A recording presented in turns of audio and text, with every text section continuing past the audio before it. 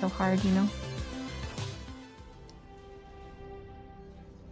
I know you did. Thank you. Proud of Strange. He's currently teamless.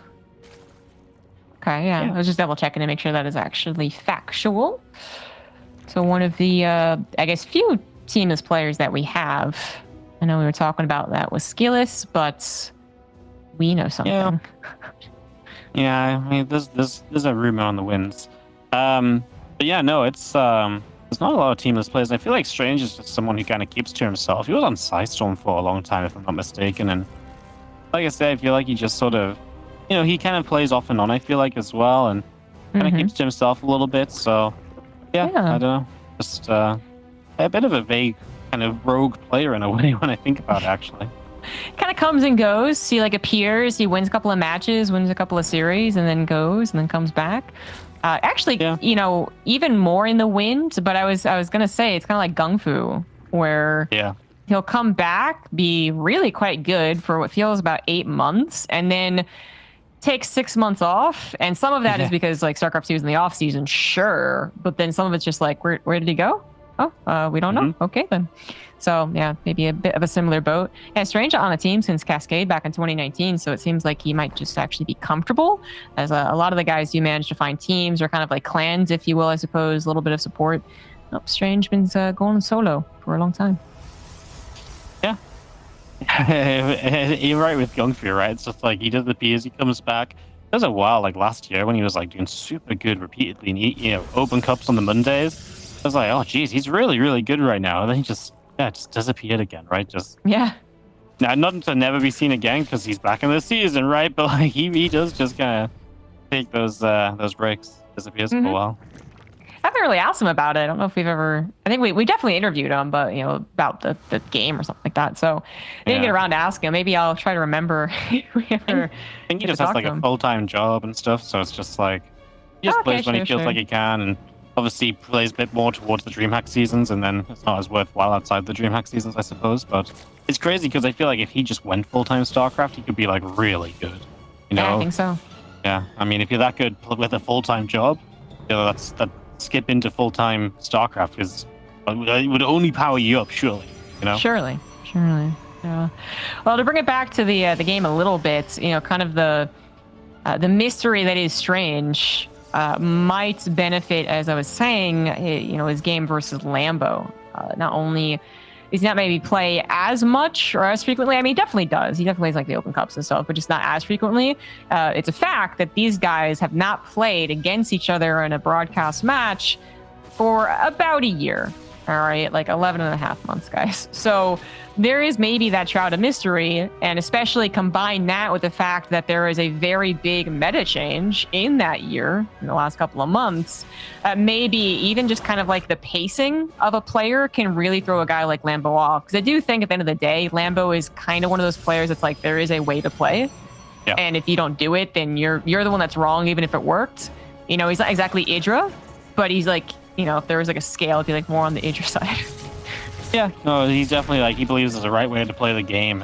He believes a lot in kind of the knowledge of the game, right? And how the game is meant to work. So if things are a bit off, that's kind of where he does struggle. So yeah, I don't disagree. Like Strange is the kind of player that maybe should make Lambo struggle sometimes, right? You know, he is a bit weird. We know he's a bit quirky with the way that he kind of plays his games. So yeah, it's actually a good point.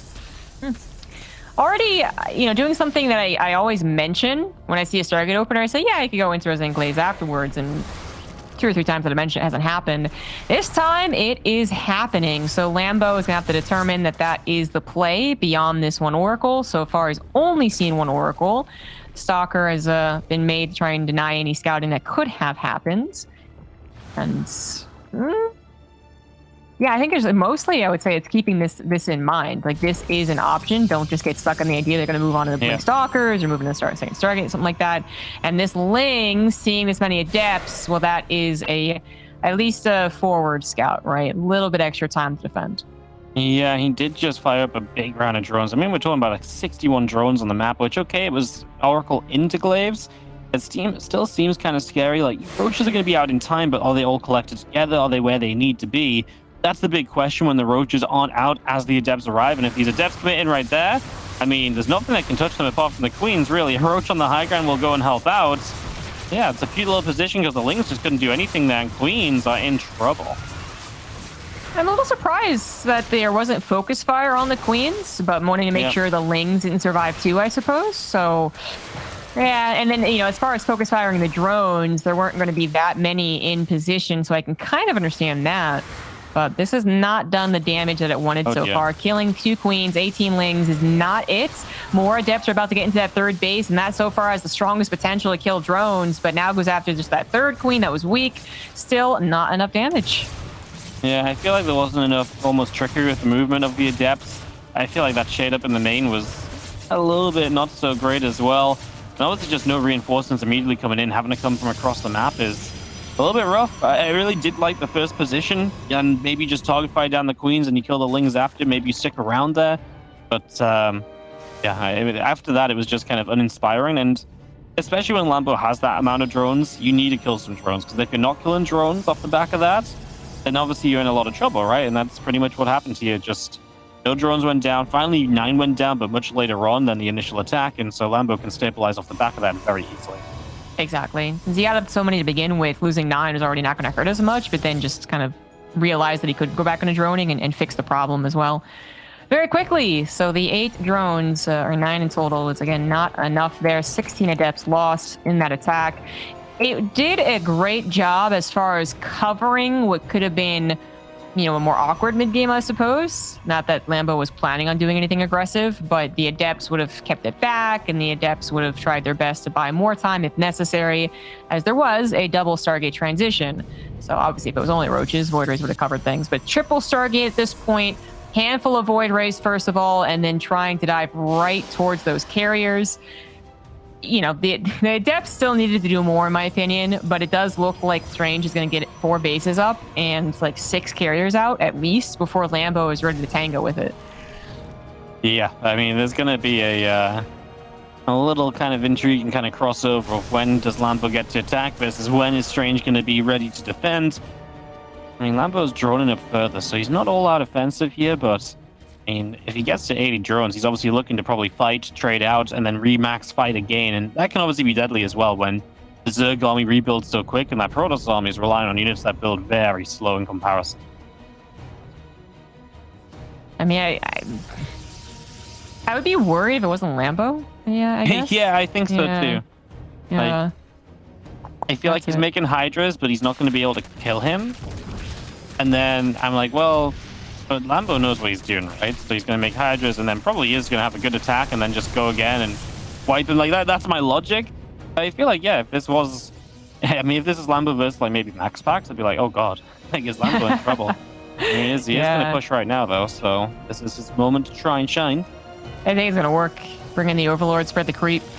Yep. Queens can now transfuse, faster reinforcements, all those good things, and emphasizing the Hydra range as well first. Going to be able to actually tackle a lot more with that. There are no shield batteries prepared. The army had no idea, so totally out of position. Definitely abandoned ship on that 4th base. Didn't really even get mining. And try and hold up in the 3rd base. And at this point, Strange also kind of has to hope that Lambo really flubs the attack. Like, dives after a carrier, doesn't get it, loses all his Hydras type of situation. As he needs a victory right here. He can't just let a 4th base go like that and call it even. All right, we got this army moving through. Hydras, Roaches, Banes pushing on in. Couple force fields going down. Just going to be seeing the, corrosive bars trying to force those carriers back as well. Batteries coming through. I'm just going to be seeing our OVs continue to try and push on in. Just going to be seeing our sentries trying to come forward as well. And just going to be having this army trying to push on to, I mean, you just can't get rid of the carriers yet, but the interceptors now are gone, so they're not really that scary anymore. A new carrier joins the fray, but there's just no damage output from Strange. He just isn't killing anything in these few moments, so yeah, really not looking too hot right now. And this is why Tempest can sometimes look a little bit better. We talked about that yesterday with Roddy. That's that they don't run out of ammo, basically. Their ammo cannot be killed. So that is a downside of having those interceptors. The Tempest still would not have killed much quickly, of course. You know, imagine 3 Tempests in this fight. Like, Maybe they've overall killed 9 Hydras, which still would not have been enough, but it wouldn't have been this kind of funky, almost embarrassing situation for Protoss. Or like, I have an army. No, actually, I don't, because there's no interceptors. They're just a bunch of flying paperweights. Yeah, Interceptor's just gonna die, and so is Strange. Lambo gets game number 1 on 2K. Yeah, I think that was the time to hit, obviously, and Lambo's very good at hitting when he knows it's the time to go, right? And if he waits a moment or two longer, then some extra carriers get out, a bit more preparation. Maybe it's not pretty, but yeah, it could have been scary. Like, you see the potential in what Strange is doing. It's just, yeah, Lambo was very decisive, knew exactly when to go, and put himself in a very strong position to win it out. Yes, yeah. 30 more seconds. Let's imagine that scenario. 30 more seconds, 30 to 60, let's say that. Then maybe at some point Strange got the inkling that this was going to be on the way, right? So he's like, oh, okay, you're prepping to attack me. So he's at his 4th base, and much more importantly, he has 5 shield batteries and overcharge and like 5 cannons as well. And that added static defense is really annoying for the Zerg to break. Really annoying. So that's a very different story there, even if Lambo still ends up winning it.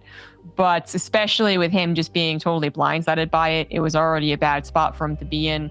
And yeah, Lambo just too good. Knew when to attack. It is what it is. Strange tried a couple of sneaky things, actually. So first was the Adepts. Those didn't work out. And the next part was the big transition.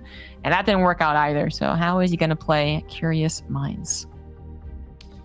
Yeah, it's obviously a short map. This is one of the ones we usually, I mean, Protoss usually like to veto this unless they just love Adepts, right? So maybe we just play Adepts here from the start and see what we can do. We'll find out if that would be enough. It's going to be, like you say, Curious Minds. It's time to see if Strange can indeed bounce back. And I guess just kind of spoiled the introduction, but in the bottom right-hand side, the blue Protoss player is Strange.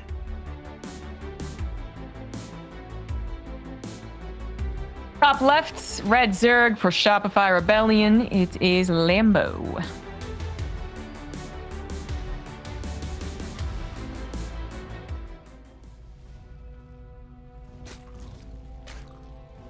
Yeah, it's interesting to see just Curious Minds in a best of 3. It's just, you know, not popular. Usually at least one of the 2 players is like, ooh, really short map, no thank you. Unless you're a Terran player, right? Terran player's like, oh yeah, please, let's do that. So, yeah, intriguing to see what maybe Strange has planned, especially let this map through. You know, to me, you know, he could have vetoed this in like a Berlingrad or something and said, okay, let's get the Hardwires and the Blackburns and the Glitterins in if I want to play up into carriers and stuff. So, and this one through kind of says maybe he has plans outside of that. Right. That's a good way to put it. Glittering Ashes coming in. Would have been like, okay, more late game attempts. Maybe not successful attempts. Closer maps, Curious Minds or Berlingrad, 100% would expect some of that aggression, earlier aggression as well. The follow-up aggression did not work, but that does not mean that there's not more options. Protoss still has a couple of the builds, and let's not forget just good old-fashioned macro. I don't have a lot of intel on Strange and his ability to, for instance, micro 3 Oracle into a Blink Stalker push. I do think that can be sometimes kind of effective on this map. We're talking about Lambo's, what would it be, his 4th base with the rocks and debris and the choke that can be formed. If you're really tight, you know, you get some damage done with the Oracles, you really throw off the Zerg, and you follow up with a really fast Stalker Sentry attack. I mean, that can be kind of brutal. It's kind of like a momentum thing, 1-2 punch. But that's the most confidence I have in Curious Minds, anyways, being abusive. I just don't know if Strange, I mean, to be frank, is like good enough to actually execute on fronts to really throw Lambo off, because that's what you got to do, and Lambo just seems totally content. This throws me off a little bit. Forge follow up. Yeah, that's wow. It's like, no, it's almost like a Forge expand. Yeah, that's something you just don't see in this day and age. I'm trying to think, somebody did this at some point, and I don't even know when. Just it has happened. I can't remember it being good. I can't remember it. Like, it can't have been that great because we don't seem to remember. We just like, oh yeah, this was a thing. Pass +1 into maybe just an aggressive gate all-in or something. Is that what it might have been that, actually? And I don't know the players. I kind of want to say it was a North American player, but yeah. And yeah, maybe this will go into, You know, I'm not even going to call it. I'm not even going to call it. The point is, right now, I know for a fact it is faster +1, the fastest +1 you can get without actually forge fast expanding, which you do not do anymore. So, No. I mean, we could even be talking about just like a normal gateway push, which is really weird to say, but something that hits fast, hard, and like a surprising upgrade. It'd be so weird, but apparently this is, well, strange being strange. Well, there's the Robo, so that Okay, kind of adds alright. up to be kind of aggressive, right? Get Yep, a Prism or so. We're just missing a whole ton of extra gates, but he's mining a lot of gas, so whatever he wants to build is still going to be gas heavy, which obviously doesn't really suggest the gateway attack. Well, yeah, I think you're right. I was just thinking if he's going to morph in nothing but stalkers, not zealots, right? But Yeah, potentially. yeah, he's adding on 2 more gases already. You know, no third base. Lambo's scratching his head right now. Like, what the heck's going on here? I don't see a Void Ray killing my Overlord. I have not been attacked by an Oracle. His queens are still wary of any of those options. And he's maybe even now thinking, could it be like GTs? So he's getting like a cautious Spore Crawler on the front. I don't blame Lambo for being a little uncertain. Some adepts are coming across the map, and that's going to show that they don't have Resident Glaives. So also cross that one off your list. Yep, that's going to be seeing these few dips. And shade up to the upper right side, going to take that watchtower.